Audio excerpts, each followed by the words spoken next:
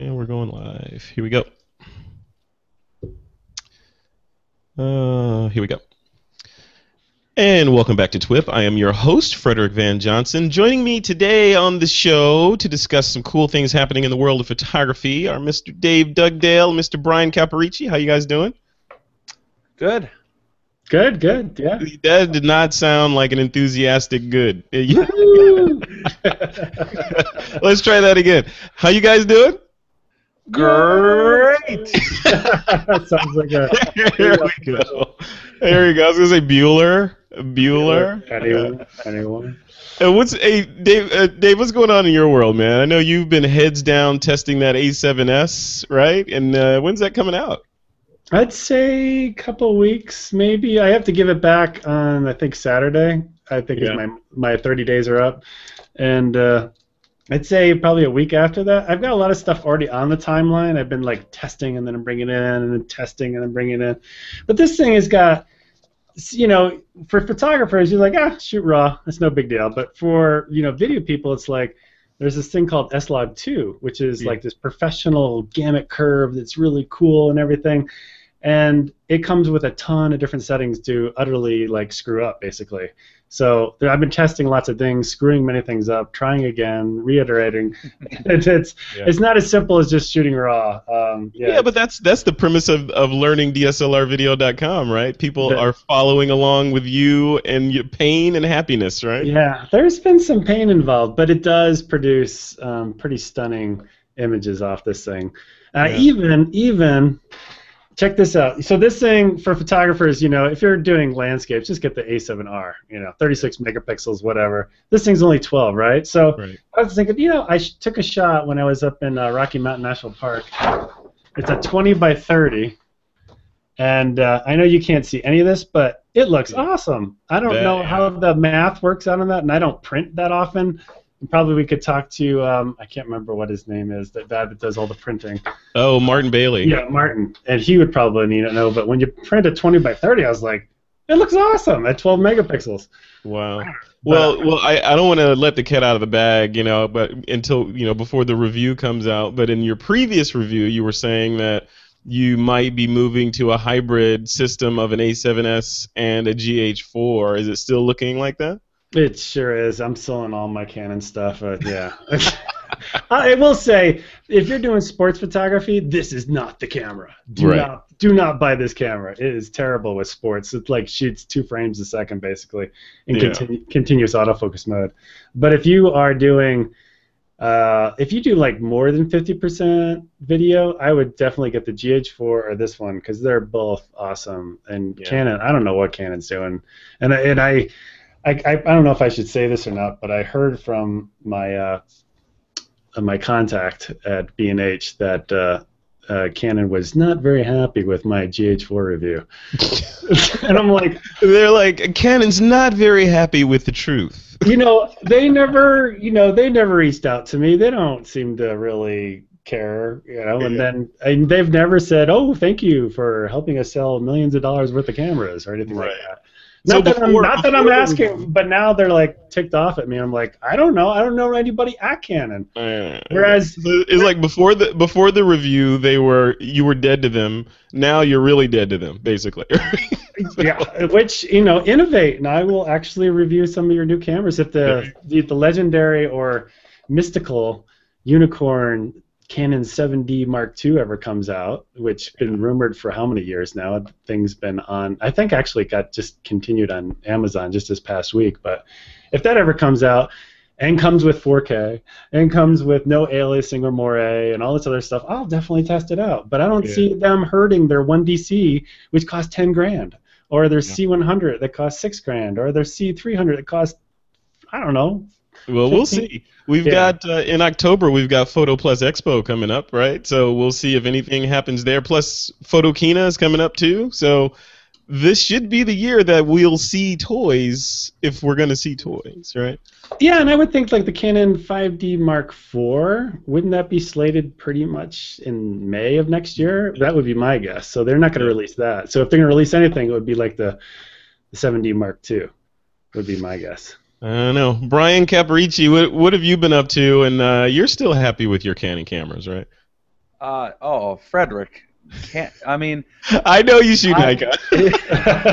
Come on, don't make me go there. You shoot Nikon and you're mirrorless, so you're a hybrid shooter. I am a hybrid shooter. I mean, I actually wrote an article recently about it, and it got a ton of attention just because it was sort of talking about there's so much negativity in the industry about, especially with professionals, wedding photographers, portrait photographers. A lot of them, they say things like mirrorless can't handle what you need to be able to do as a photographer, and the technology is there. I mean, I can't see a reason why it doesn't make sense, and I mean, there's certainly still reasons why I still shoot a little bit with my Nikon, and actually, in fact, I did actually grab the Nikon D4S.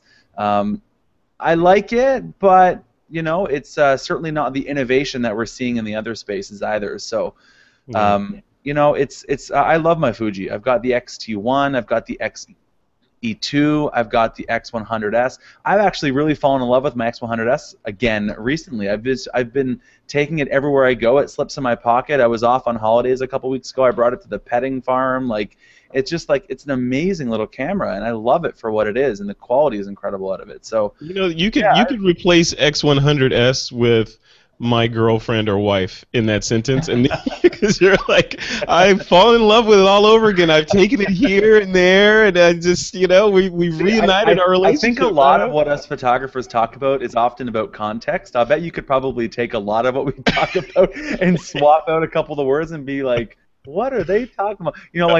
My wife right now is probably hearing me in the other room, and I'm talking about how it's so sexy and how it's so great and how I love it, and she's like, got her ear to the wall saying, what's going on in that other room? No, it's been good. I've been busy. I've been writing a ton. I've got an article coming out in Rangefinder, actually, which is pretty exciting. Awesome. In September. Just keeping busy over at Sprouting Photographer with our podcast and writing, and I got 2 books coming out in November, so keeping busy. Yeah, shout out to your podcast, man. I was checking it out. Lots of cool names in there, man. It's an awesome lineup you've got going. Yeah, it's a different take. Like, I love the business side of photography, and that's mostly what I write and talk about. But we've had guys like Guy Kawasaki and John Jantz and the Jerry Gionis and Dane Sanders, all the big people in our industry and outside of our industry talking about business, and I love that space. So it's a lot of fun. Very cool. Well, keep it up. Sustain. Yeah. Awesome. All right, guys, before we continue with the show and jump into the news, I want to thank the first sponsor for this episode of TWiP, and that's our good friends over at lynda.com. All right, this first story is pretty interesting. So this is like the perfect, you guys are the perfect folks to be talking about this. So a photographer, Chris JB, recently posted about the lessons that he learned after a photograph he took of Mount Fuji in Japan hit the #1 spot on Reddit, which is kind of the coveted spot. You get up there and the traffic flows to your site or to your image, notoriety, and all that ensues. Well, he says at first he was excited about the exposure and the increase in popularity, but quickly he realized there was a downside to the increased popularity. Some of his observations were people can still do a lot with the low-res image. People can still find ways to get the full-res image anyway if it's posted anywhere online. He posted his full-res on Flickr. Also, people won't believe it's your photo when you contact them to provide credit or to get them to take it down. And he says the recognition you gain won't be very fruitful. For example, popularity doesn't equate to jobs or increased sales. Now, a note to this is a few days later he updated the post to say that he has much more of a positive outlook now, and he's thankful for the attention, but he learned a lot of things about digital marketing and digital media and just conducting yourself online. So you guys, Brian, I want to throw it to you first. You are the marketing guy in this crowd, with Sprouting Photographer and all that stuff. So when you see this, so the crux to this, or if you boil this down to the salt, you shoot an awesome image, you post that image online, what can that do for you? Or what did this guy do wrong, and what could he have done differently to maximize the positive result rather than the list of negatives that I just read off? It's funny because I read something like this, and it totally speaks to where we are as an industry, and the without putting a negative thought to it, the sort of egocentric way that we look at a lot of what we do online. I mean, we post something and it goes viral, and I'm using quotes for those listening to the actual podcast, the air quotes. Air quotes. Yeah, I mean, it goes viral, and I always look at things and I say, what's the purpose? Like, why?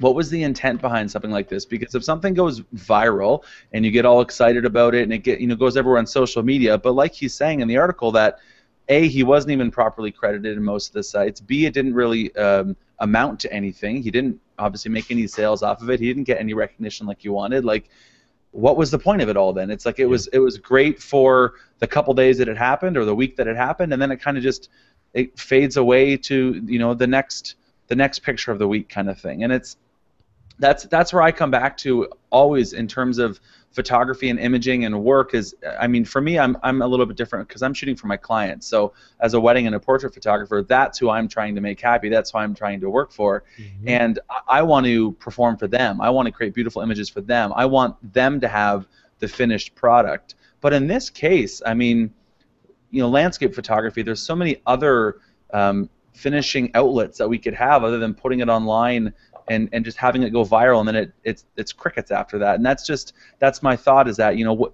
I like to create with intent with photography, and I would encourage other photographers to do the same thing. What's the purpose of what we're trying to do here? Yeah, I think you hit the nail right on the head. Create with intent, and that when I put my marketing hat on and I read the story from a marketing standpoint, I think, well, what were you trying to get out of this? What was your ultimate goal? And and Dave, you could chime in on this. I mean, internet marketing folks or folks that are running businesses online know that there's this old saying, the money's in the list, right? So build your email list. You want to get people off of social media and onto your email list so that you can market to them.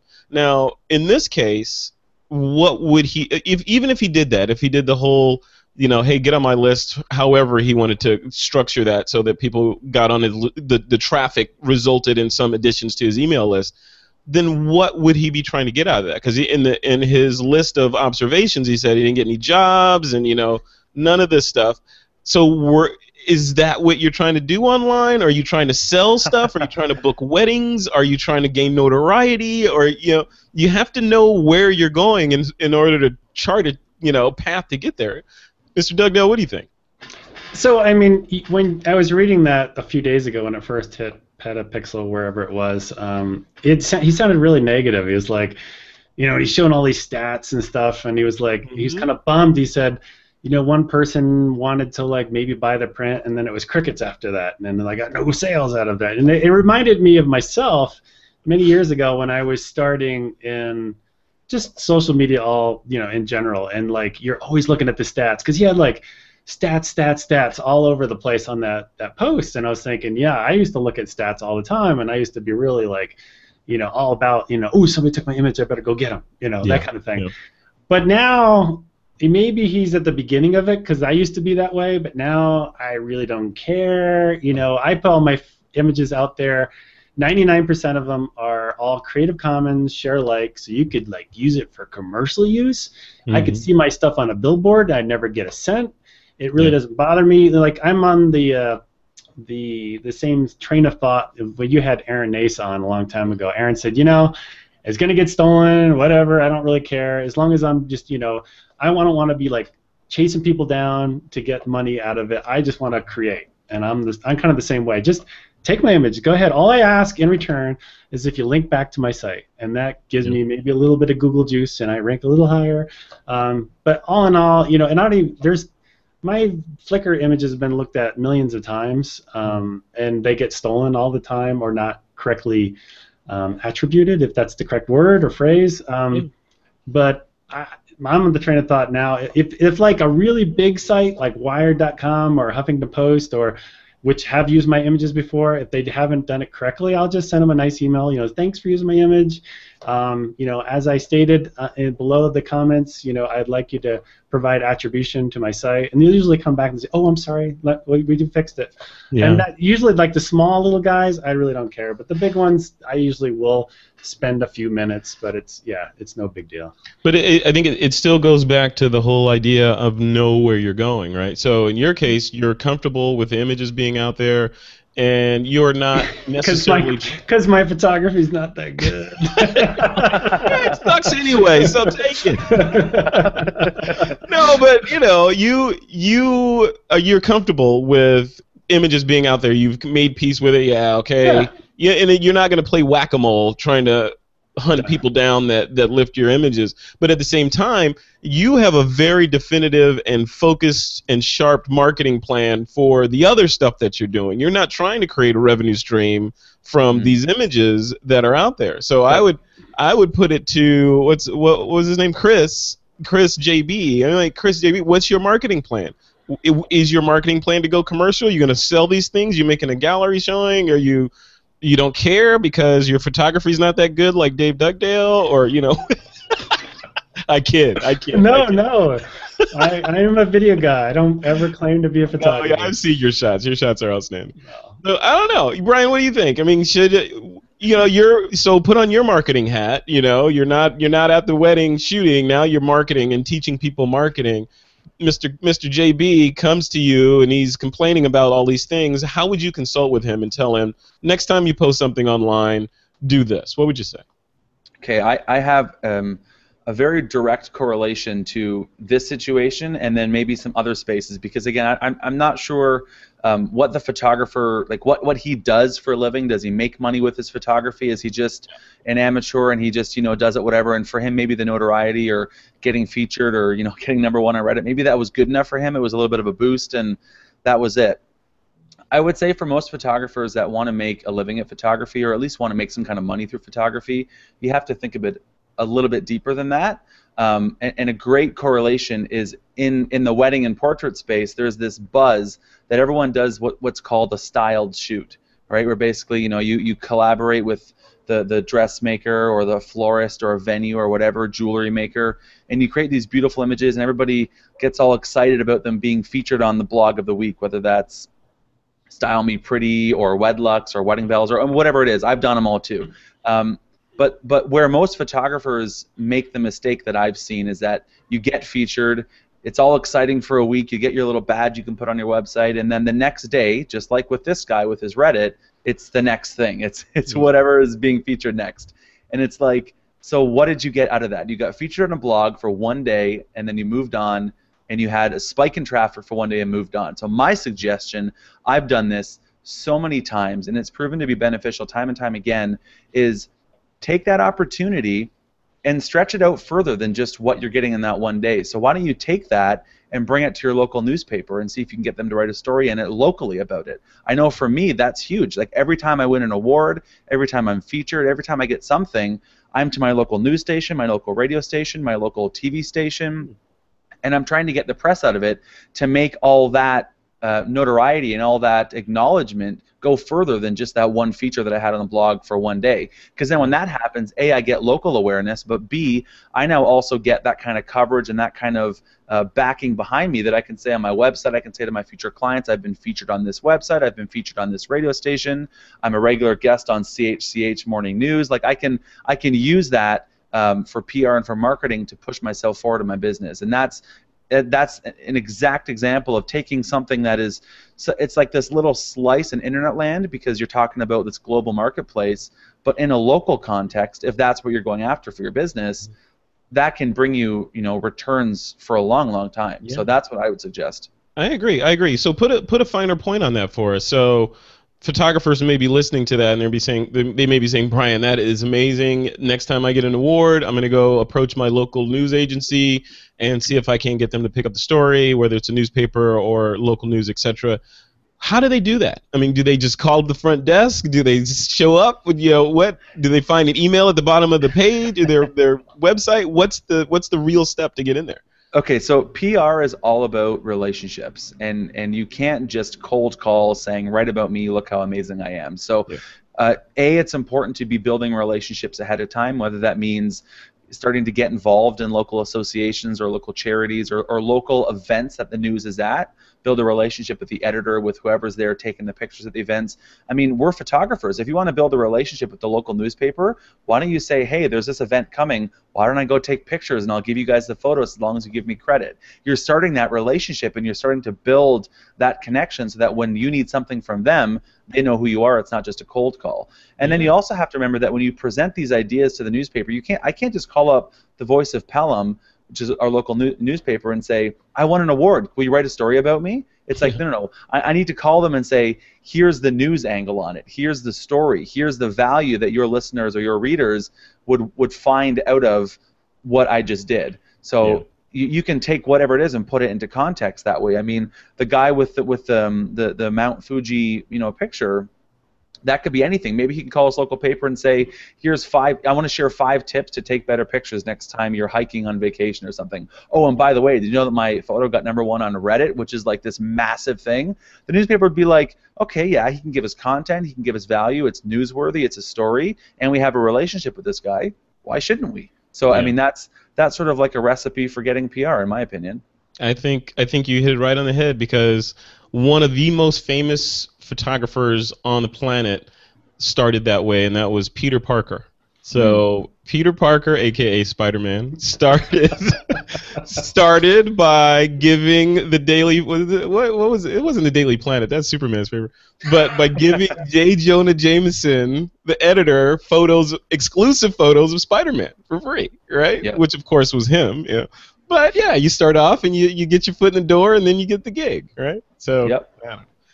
Yeah, but yeah, I don't know. Just to close this off, Dave. So looking at this from a strict email marketing standpoint, if you were this guy and he had his mechanisms in place to capture those leads onto his list, and so say you knew that this photo, you had your crystal ball, you knew this photo was going to go viral on Reddit and shoot to #1, and you were expecting a metric ton of traffic to your website.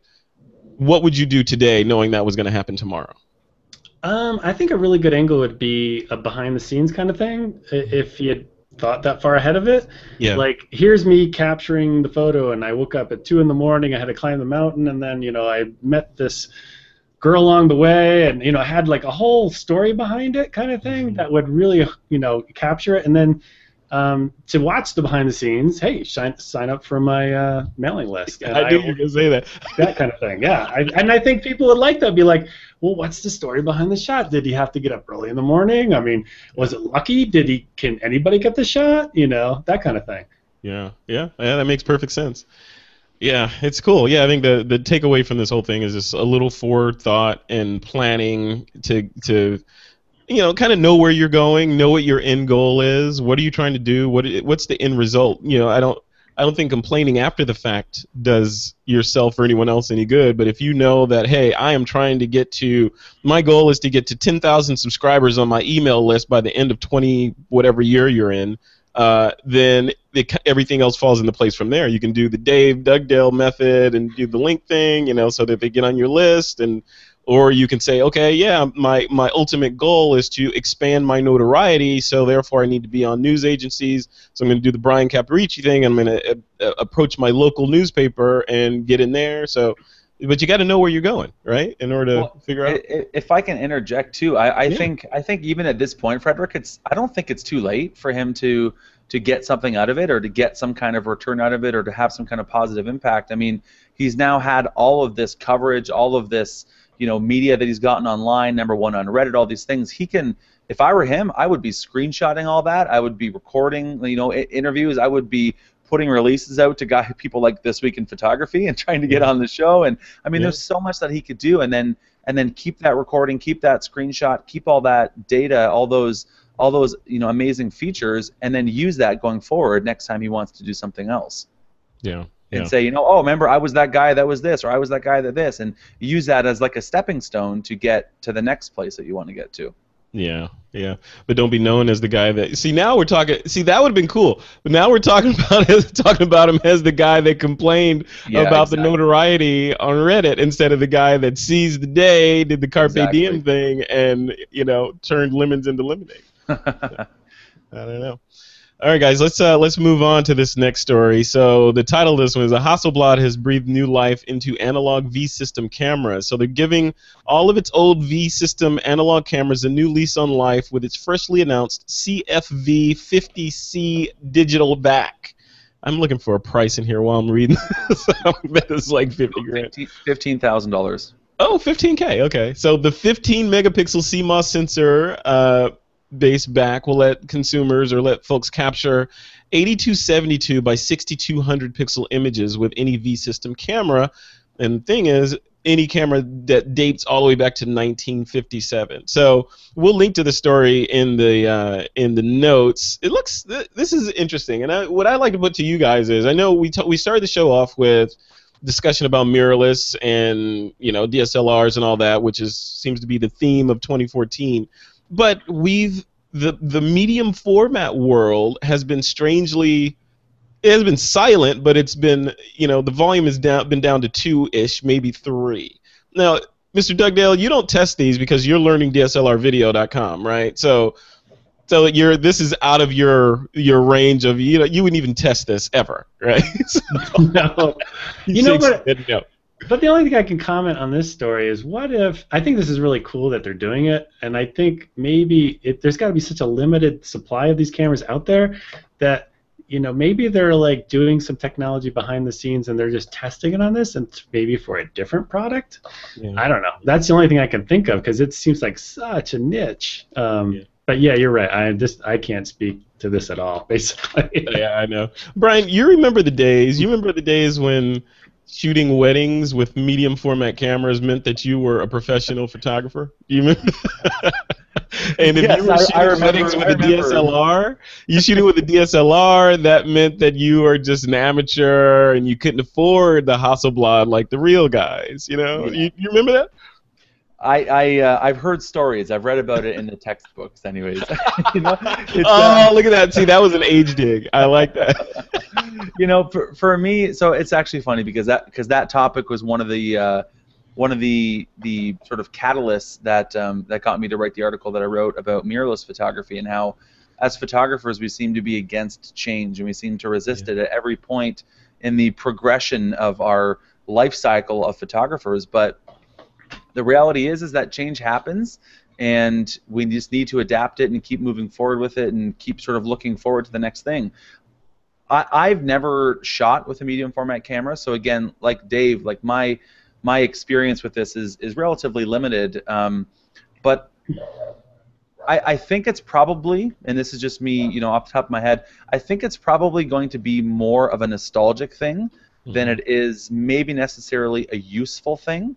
I mean, for cameras dating back to, what did you say, 1958 or something? Or 57, yeah. Yeah, I mean, that's just like, that's amazing that now we can breathe new life into these cameras, but I also just wonder what the use case of that would be. I mean, with the cameras that we have now, I understand medium format sensor size is obviously very different than that of mirrorless and DSLR and full frame. But I mean, the megapixels. I mean, you've got the Sony A7, right? Or the A7R rather, 36 megapixels. I mean, even if you want to go into the DSLR space, the Nikon D810 is 36 megapixels. Those are big files, man. I mean, for me as a wedding and portrait photographer, I've never shot with anything over 16 megapixels, and I've gotten 40 by 60 prints left, right, and center, no problem. I've had images put on billboards, no problem, and I've never had issues with it. So for me, I don't know if this is going to be a mass adoption thing or if it's more of a nostalgia, let's kind of bring back, the old time type of thing. Yeah. We need to get someone on the show that shoots medium format, because I shot medium format before, but never digital. I've shot medium format film before, never digital, largely because the DSLRs came about, and it was, okay, this is great, and look at the price, and that is that, and less versatile, and look at that price, I'm going to the left. Yeah. So I wonder, and I'm admittedly ignorant of this because I haven't shot with one of those, and I haven't even looked at one of the files in Photoshop to see the detail versus DSLR detail. So I would love to have someone on, TWiP listeners, if you shoot medium format, sound off, send us a note through the website, let us know. I'd love to chat with you to get your thoughts on the pluses of shooting with medium format digital versus, going with something more traditional like a DSLR or even the newer mirrorless systems. Interesting stuff, though. Interesting. But yeah, like you said, 36 megapixels on the Nikon and on the Sony A7R. I mean, we've got the pixels there, so is the size of the sensor what does that give you? I think that's the main question. Well, and that it's funny because I would argue too that, I mean, I know that there's always been this megapixel race that the manufacturers have loved to obsess over. I'm still not convinced that that's ever the metric that we need to be paying attention to, because like I said, 12 megapixels, I mean, heck, 10 megapixels is probably more than 99.9% of photographers would need. I mean, look at our friend in the last story. He posted a picture on Reddit that was, how many megapixels or what was resolution? I mean, would he need a 50 megapixel camera for that? Definitely not for what most people use their photography for.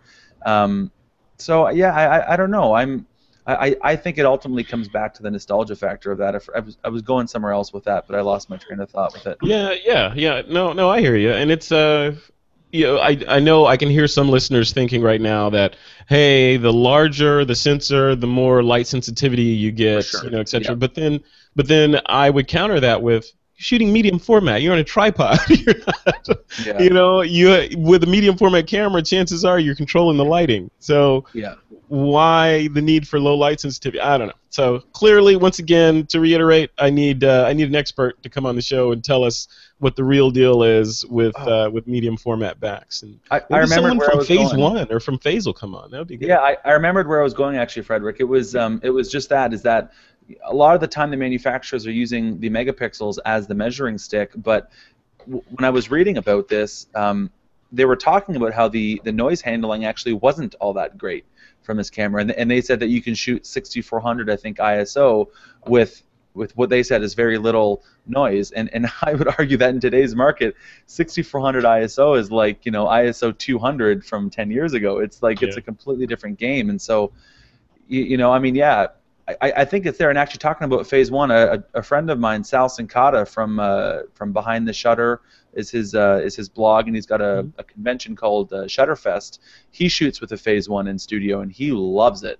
He has nothing but great things to say in that kind of controlled environment. So I think that there's a ton of merit there, Frederick. I just think for us, obviously, the experience isn't there. Unfortunately, I mean, I've never even looked at a medium format file, so I can't really even be in the right place to say that it doesn't measure up to that or it's leaps and bounds better than a DSLR or a mirrorless file. So yeah, who else shoots? Now that I think about it, Peter Hurley. Oh yeah, you're right actually. Yeah, but you know what though? The interesting thing. So I've talked with Peter quite a bit, and he did shoot with medium format for a while, but he hasn't shot with it as much as you would think in terms of most of his stuff. He actually switched over to DSLR for a good majority of his work, like within the last couple of years. So I think he loved it for what he used it for, but I just think the speed and everything of DSLR and how you can use it and be more on your toes with it, I think he's adapted that style of shooting. I could be incorrect, but at least that's what I've come to understand of Peter's work. I feel a show coming on. I think I'm going to have to build a panel of all medium format folks and just tear into it and get to the bottom of this. It's too mysterious. We need to find out more. All right, guys, let's flip it. So we were talking about giant sensors. Let's talk about smaller sensors. So the gist of this next story is more companies are turning to Kickstarter to launch their photography products, and one of the latest entrants into the space is MIOPS, MIOPS, and they do a high-speed camera trigger that you can control with your smartphone. So the blurb from their site says, MIOPS promises an impeccable level of both control and performance through a hot shoe mounted device. It will connect to a smartphone via Bluetooth through a dedicated app to get the most out of its feature set. However, to ensure that MIOPS is still usable even after your smartphone dies, a team that was wise enough to include dedicated controls into the body of the device. It will feature 3 primary controls: lighting, laser, and sound. Each of these trigger the camera under quick changes in light, breaking the laser beam fired by the device, and dramatic changes in noise, respectively.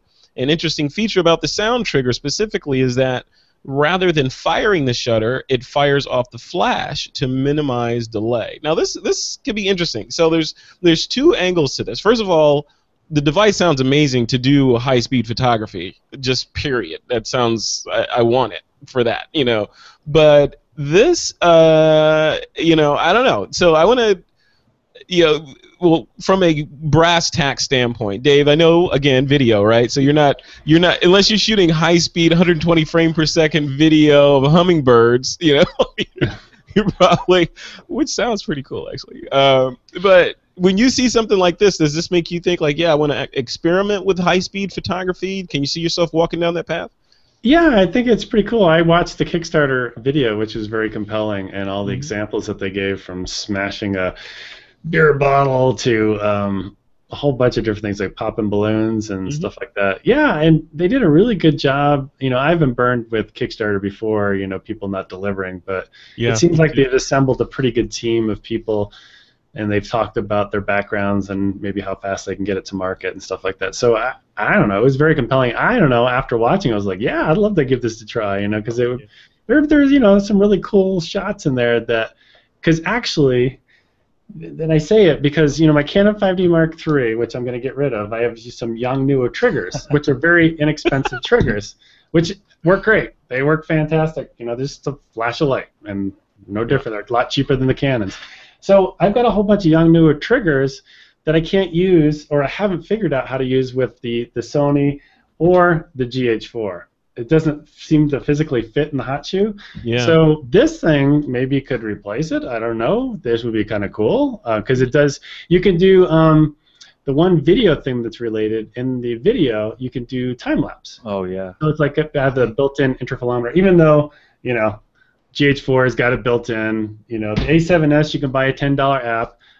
If you're Canon, you have to buy an $80 remote trigger. Yeah. So you're gonna have guys, and you're gonna have like a Canon helicopter come to your house, man. I know. SWAT team. What is Dougdale talking about? Come with us, sir. No questions. But no, I think it's pretty cool. They did a very compelling video. I wish them the best of luck if they can actually make it. Yeah. One thing while I got you there, Dave. So we were talking a minute ago about ISO speeds. Brian was talking about how native ISO speeds have been increasing. I read somewhere a couple of days ago that the native ISO on the Sony A7s is like 3200. That's correct. So if you're shooting S-Log2, which is that very flattened dynamic range S-curve, which you then have to pull it out on your scopes later and increase the contrast, it's 3200. So get ready for a whole bunch of ND. You know, you've got to pile it on there. Wow. Yeah, that's crazy. So no pop-up flash on that thing, I take it. No, there's no pop. You don't. Yeah. Well, I will say that, you know, the shots that I've done, and like for my girls' gymnastics meet, I went there, and it was kind of an older gym, and the lighting was poor. You can get awesome video with it, right? So then I was like, oh, I'm just gonna crank the ISO to 6400 and increase my shutter speed and get some awesome shots. Well, in terms of stills, you still have the kind of the issue when you bring it to Lightroom, you zoom in, you're starting to do stuff with it, and it's like it falls apart. It's still noisy, even at 64. When you're looking at it that close, so great for video though. Yeah, love it for video. 6400, I have no problem. I'll shoot all day with 6400. I need to see that review. You need to hurry up and finish it. Cool. All right. So Brian, when you see something like this, I mean, you know, I look at this when I look at them, the geek synapses in my brain fire, and I'm like, oh, I start drooling a little bit, and I gotta have it, right? Yeah. And then the logic brain kicks in. It's like, okay, when are you going to use this again? Or is this going in that pile of stuff you have over there? So, Brian, do you see an instance where you'd actually use this in your day-to-day work, you know, like weddings and that sort of thing? I'm so glad to hear that I'm not the only photographer with like that box of random things that you decided to buy one day and it sits in the closet. Okay, so that's... You have no idea what's behind the camera, let me tell you. Okay, so for me, I mean, you know, I said earlier in the show there, I'm a people photographer. I love to photograph people. For me, I don't have as much of an interest in the still life, or I guess in this case it's moving life captured still, I suppose. Yeah. But Motion life. For me, it's not my passion space. I think it's super cool. I've seen some amazing photography done this way.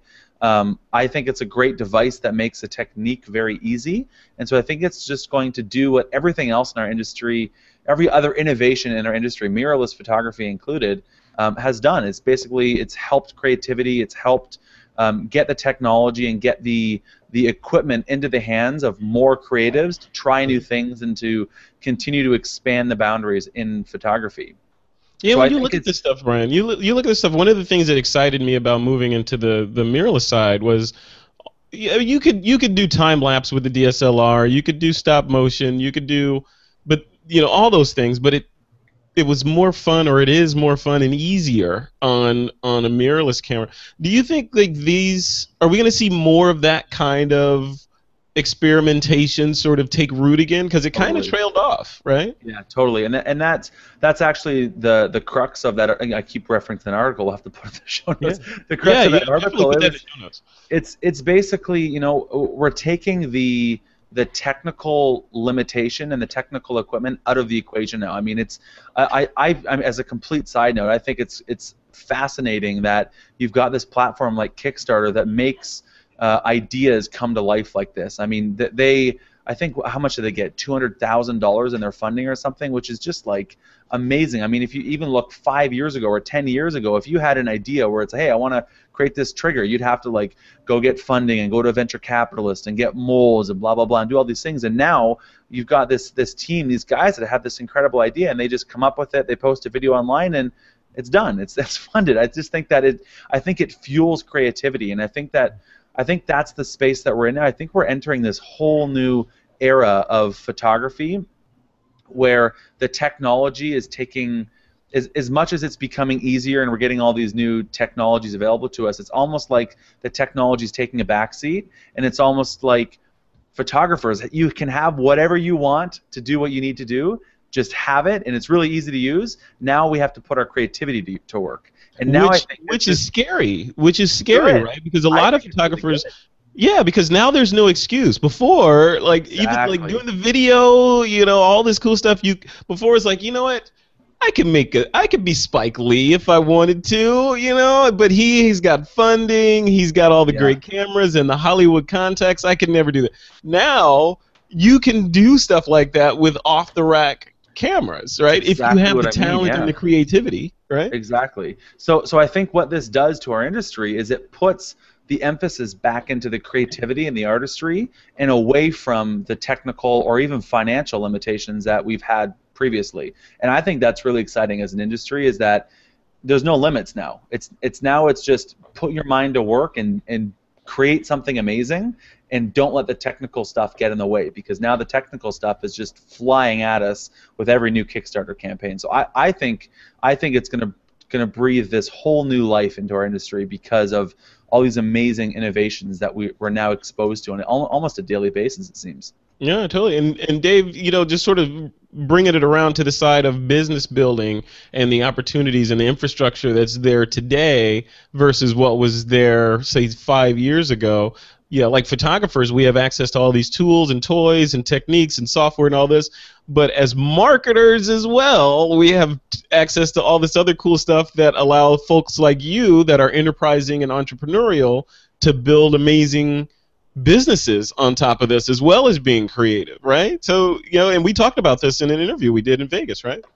Yeah, it's great to have all these tools. And you have no excuse. I mean, come on, you can buy a used T2i from Canon for like maybe $200 on Craigslist, and you can create amazing stuff. I know I'm ripping on Canon, but you still make amazing stuff with that. You really don't have an excuse. Like these guys with their Kickstarter campaign video, which kind of sold me. I mean, they did a really good job probably researching what other Kickstarter videos did really well at, and they assembled it, and it looked like they were using a Canon T2i actually in the video. So yeah, there's so many great tools. You just have to like go in there and watch other people's stuff, take notes, and create something just as good, and put your own creative twist on it. There are lots of great marketing tools out there.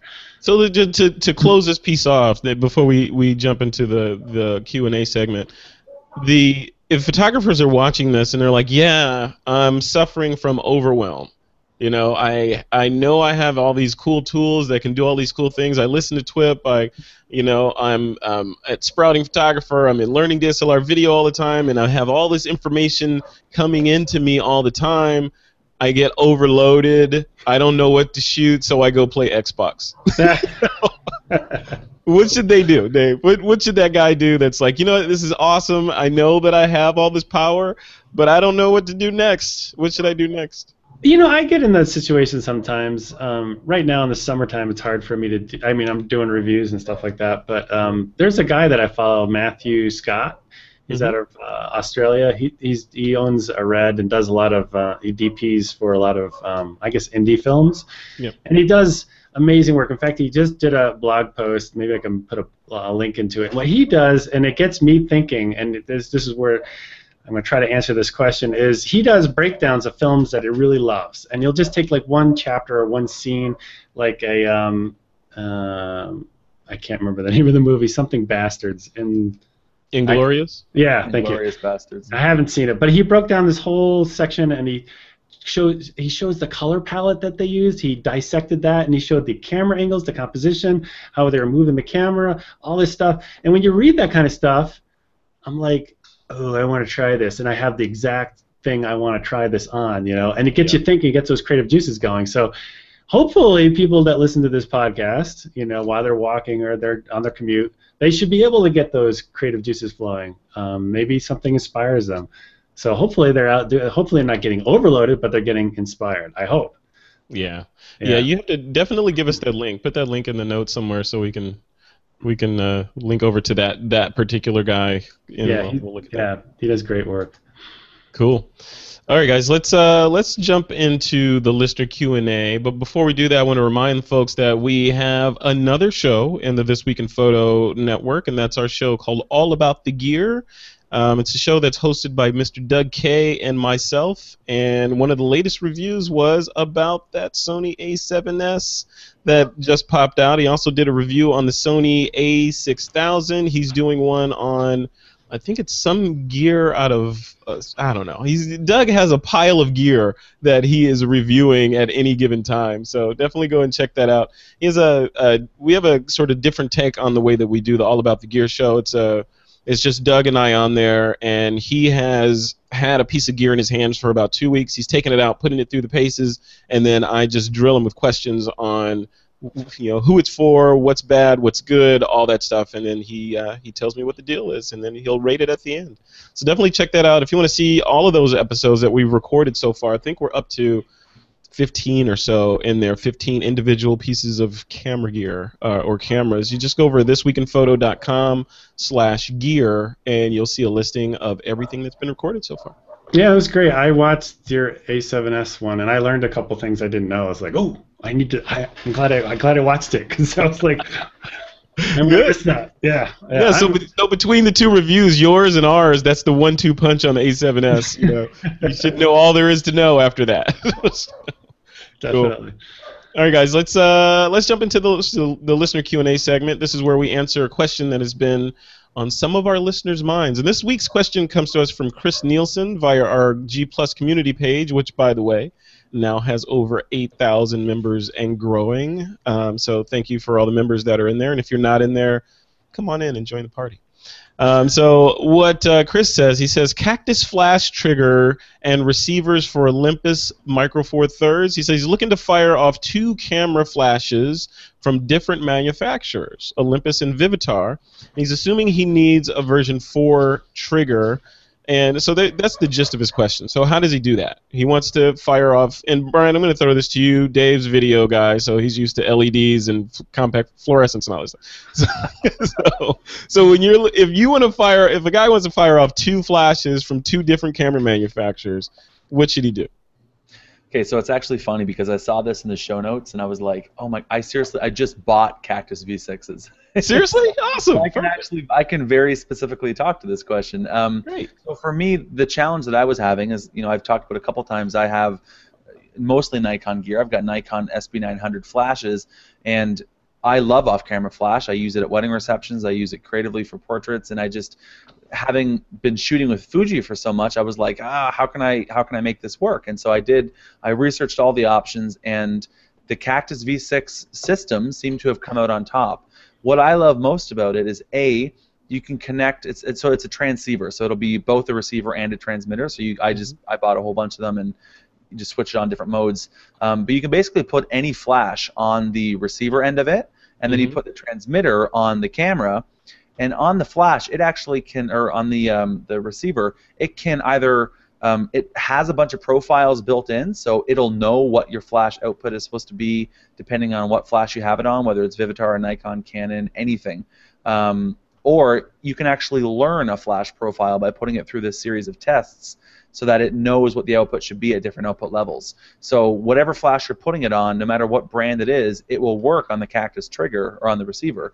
And then on the trigger, the best thing that I love about it is that you can actually control the power output of that flash that you have off camera right from your camera on that transmitter.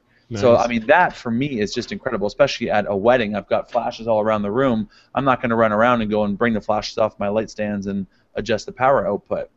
Yeah. So for me, the Cactus is a great... No.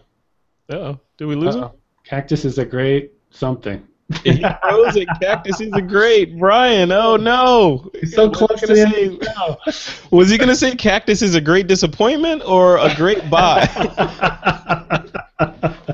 All right, we'll see if he rejoins us. We're at the end of the show anyway, so hopefully he'll be able to come back in.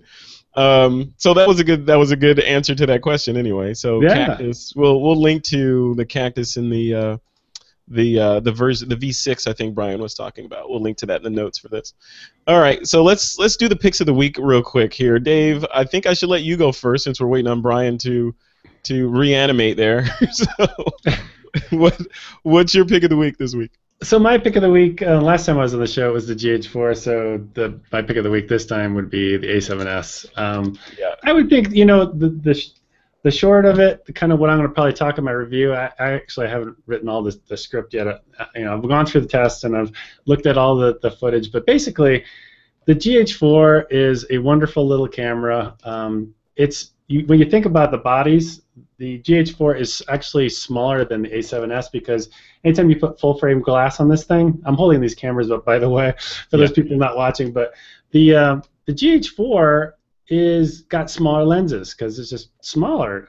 They're micro four thirds, so it's actually a smaller camera, and I love taking it around. You can basically take it just about anywhere. It's not totally pocket sized, but like a winter jacket would definitely fit. But the A7s, it basically is a wonderful camera. I would pretty much use this at ISO 800 and above, whereas the GH4, I would use it below that if I need to do like a wide master shot, like I want to get all the detail because I'm taking the 4K and down-resing it to 1080. And at some point the A7S will be able to do 4K, but the Shogun for this thing is like $2,000, which will allow you to do 4K recording, whereas the body on this thing, the GH4, is only $1,700. And it records internally. Yeah. So I think having both of them is the way to go, and that's pretty much what I'm going to say in my review is get rid of all your Canon gear or Nikon gear or whatever and get these two cameras because they're awesome. And I could totally eat my words, a month from now at one of these trade shows, Canon could come out and surprise all of us, and that would be great if they did. I'm hoping they do. I really am. I'm hoping that Canon and Nikon just like, you know what, you guys talk all that crap, but look at what our guys in white lab coats are making some nuclear-powered, light-bending, black hole, light-sucking cameras. So. And I don't know the market that well, but isn't Canon like the biggest out there by like a long shot? They have like $1 billion in R&D that they spend every year, and I don't know where that's going, just printers. I don't know if it's going to their cameras, but... I gotta think if they got all that money in R&D, they should be like light years ahead of everybody, or pushing the envelope. Like, come on. That's what I'm thinking. See, maybe we just got it all wrong. Maybe they know better than us, stupid consumers. We just don't know what we want. I don't know. Hey, there's Brian Caparici back. You reanimated. I had a power outage here all of a sudden, but my computers didn't go down because of my UPS backup, thank goodness. But nice. And your internet's still up? Everything? No, wow. The internet didn't. The internet went down, but my computer stayed up, so we're good. Wow. Wait, so how are you talking to me without internet? No. It came back up, but it flickered. Everything came back up. Okay. Yeah, it flickered. I was gonna say, man, what kind of crazy internet do you guys have up there in Canada? Oh man, up in Canada, you watch out. I know, man. You guys, got black helicopters. All right, so we have moved into the picks of the week segment, Brian. So what's your pick of the week? Cool. Okay, this is slightly different, and I don't know if this is allowed. Actually, you know what? First of all, hang on. Before I get there, you remember the pick of the week that I had last time I was on the show? No. What was it? You poked fun at it quite a bit. Uh-oh. Think about it. That could be anything, man. Am I sitting right now or am I standing right now? Oh, the standing desk. Yeah, the standing desk. So I stand corrected from my last one because at that time I had ordered the standing desk from I forget what company it was that I had said, but turns out the shipping to Canada was $900 to get it up here just for the shipping. So I actually drove down and got it yourself. Seriously.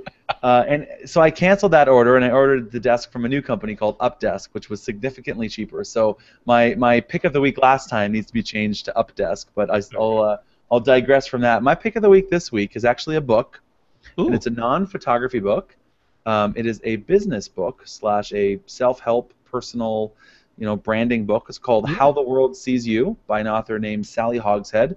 The book's now been #1 New York Times bestselling, Wall Street Journal, Oprah.com is writing an article about it. I have the privilege of actually interviewing Sally on my podcast. The crux of the book is basically it shows you this process that you go through, and there's a test associated with it called the Fascination Advantage Assessment. And basically it shows you how the world sees you at your best.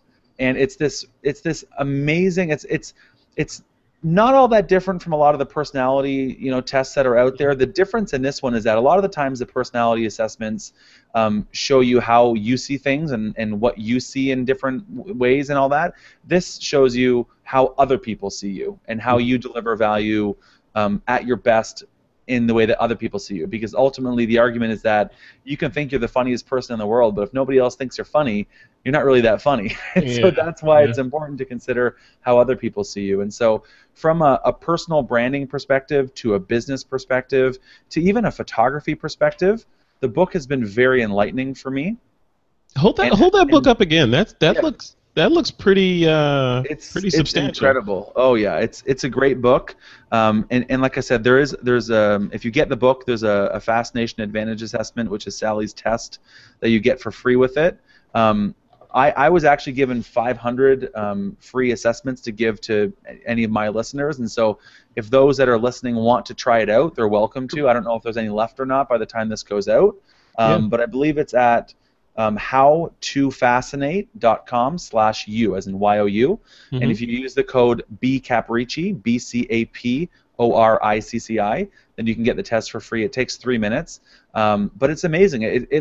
It gives some real clarity to a lot of the things that we already know about ourselves, but it just puts language and words and verbiage to it, and it really clearly describes how people see you at your best, and then you can take that and really make that almost like a mission in what you do and how you communicate with people and how you photograph and how you run your business and everything that you do. It's an amazing sort of self-discovery mechanism that I've found, and I've just been obsessed with it for the past few weeks. So I really love it.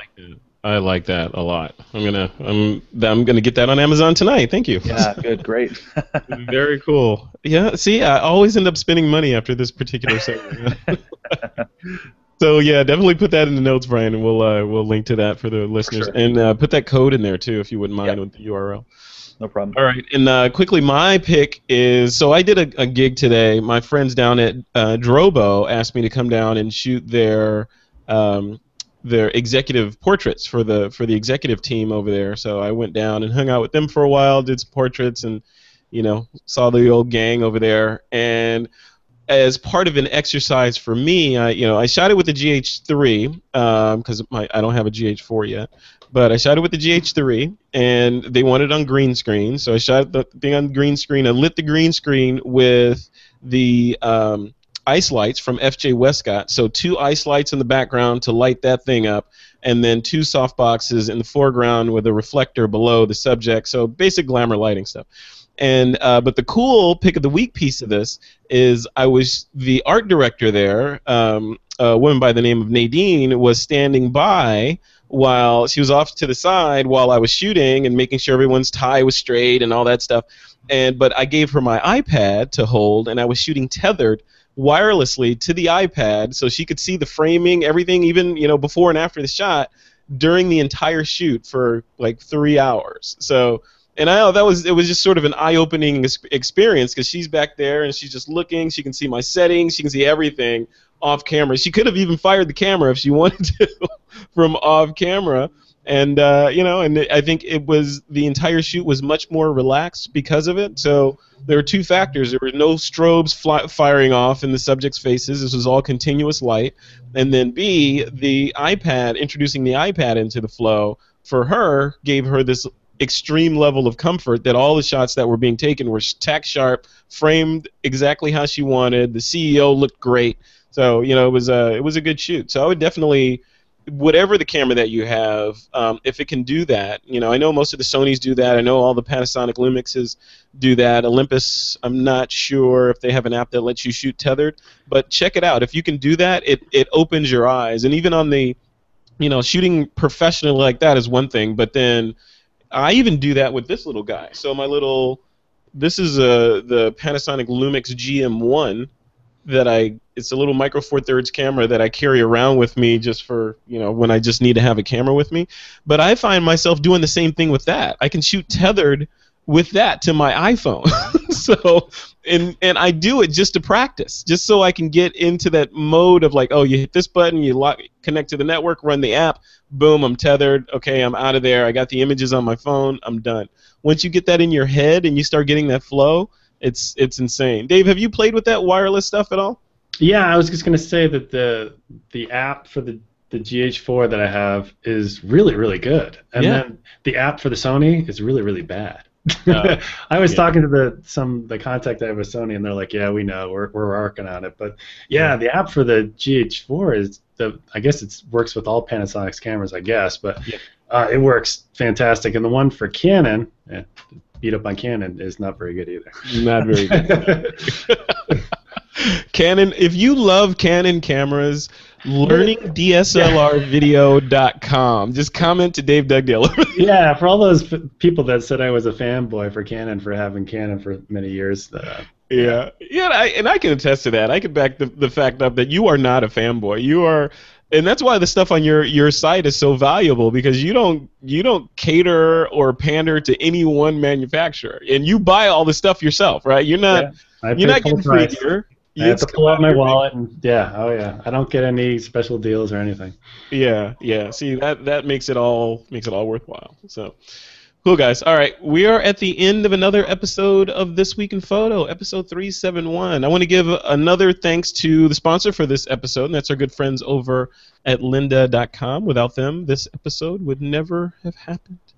All right, and Dave Dugdale, where should people go to check you out and see some of the work? We know learningdslrvideo.com, obviously, but are there any other places that folks can go to see your work?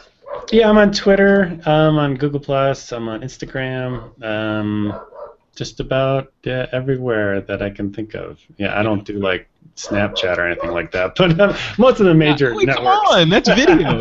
You're doing it. I know some people are. I don't do that. My nieces do that, but no, not me. Yeah.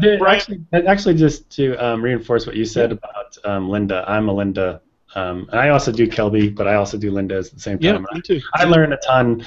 Every evening, I'm like, oh, what's new? And I'm like, there might be some photographer doing something new, and I'm like, oh, this is good, or there might be a whole 11-hour course on Premiere Pro, how to use it. And I'm like, there's a few things I don't know how to do. It's like, this is great. So it's fantastic. They're great.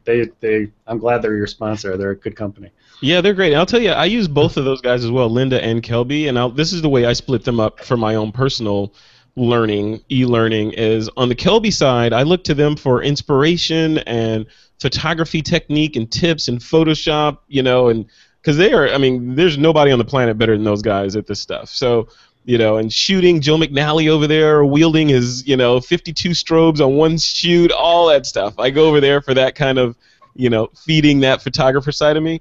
On the lynda.com side, for example, now we're doing some interesting things with TWiP.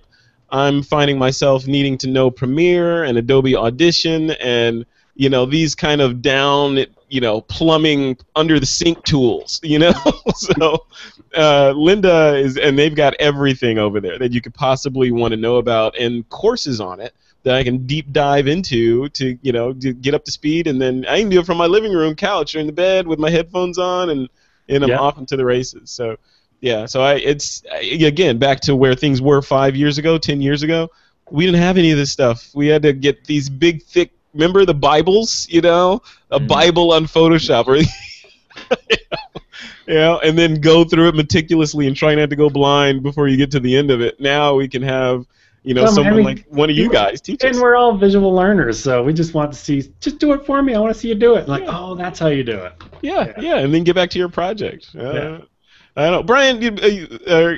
Brian, before you get into your where people can go find you, where do you do e-learning and that sort of thing? I know you're doing some stuff on Sprouting Photographer on the marketing side, but what about on the side of hey, I need to learn how to use 52 flashes? Do you go to Kelby or Lynda?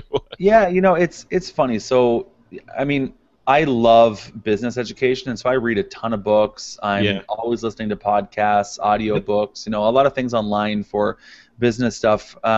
For me, I guess I'm actually a bit of an old school mind, and a little bit I'm a bit of a purist. For photography education, I actually love in-person learning. Like, I love being physically somewhere to learn. I actually went to a Joe McNally workshop. He was up here in Toronto a couple years ago, and I went and saw him for a full day, and he was teaching there, and it was just incredible to be in the same room as him and feel the energy and see what he's doing and fire off questions live. I mean, I love live learning. I love, the Lynda, the Creative Live, the Kelby training. I think those are amazing educational opportunities. We do it with Sprouting Photographer. I have a podcast. You have a podcast. I mean, I love the online thing as well. But I also think that there's so much to be said for physical in-person learning as well. I did a workshop with David Beckstead last year, which kicked me into the mirrorless space, actually, and I credit him 100% to introducing me to Fuji. So I love the physical workshop space. Whenever I can, I hop on a plane or hop on a bus or hop in my car and go somewhere physical to see someone that really inspires me. And I think that's important, but a cool thing, another byproduct of the internet is services like Creative Live, where if you don't, on the Kelby side, it's one way of learning. On the Lynda side, there's a slightly different way of learning. Creative Live is somewhere in between live workshop and on-demand delivery. So if you like that workshop thing, but you're stuck in some corner of the world where you can't physically get there, you could still participate and ask questions and all that stuff with Creative Live. So crazy. It's crazy talk. So, cool. Well, Brian, where should people go? So, first of all, tell us where your website is, and then tell us a little bit more about that podcast and where they can subscribe to it. Yeah, cool. Thank you. So, sproutingphotographer.com is our sort of home base for everything about the business of being creative. We've got our Facebook page as well at facebook.com/sproutingphotographer. We're actually almost at 9,000 fans over there too, so that's grown really quickly over the last 6 months, which has been pretty exciting. But yeah, that's where I like to teach. The podcast itself, you can just find it in iTunes by searching either the Business of Photography or Sprouting Photographer, or if you want a quick link, it's sproutingphotographer.com/iTunes, and you can find it directly there. The article that I've mentioned a few times, one that I wrote on mirrorless photography, it's just at sproutingphotographer.com/mirrorless-photography. And I wrote an article too, Frederick, maybe we can put a link to it in the show notes, for digitalphotographyschool.com, all about why mirrorless photography inspires me as a photographer. Because for me, my story is that for so long I was into DSLR. I mean, I'm a working professional now for 9 years, shooting weddings with my Nikon, doing my thing, and I didn't get into a rut, but I got very comfortable with my skills as a creative and as a photographer, and I spent so much time focusing on business that my photography was kind of on autopilot for a little while, and mirrorless for me kicked up that creative inspiration because it was a new way of seeing, a new way of shooting, a new technology. It was just different, and it really inspired me. And there's sort of 10 main reasons as to why it inspired me, and so I wrote all about that over on Digital Photography School, and it got like something like 5,000 or 7,000 shares on social media, and there was they did a poll beside it, which was interesting, asking the readers what they thought about mirrorless photography, whether they used it or not. And I think it had something like 150,000 results, which means that, I mean, not everybody even does the poll. So it had a ton of viewership, and it sparked a lot of debate and discussion in the comments too. It was really interesting. So if anyone wants to listen to, or to read that, I'll give you the link to that as well. Yeah, please do. Yeah, definitely. I'll check that out. Cool. Awesome. Well, cool, guys. Well, thanks a lot to both of you for coming on, and it's always a pleasure to talk to each of you. Dave, again, get back to that review and get it done, would you? So. Okay. I need it done. I want to check it out. All right, guys. If you want to keep up with me, you can check me out at my website. That's just frederickvan.com, or on Twitter or Google Plus under Frederick Van. And also be sure to check out our website at thisweekinphoto.com. That's thisweekinphoto.com. And our All About the Gear site is over at thisweekinphoto.com/gear. And with that, it's time to take that lens cap off.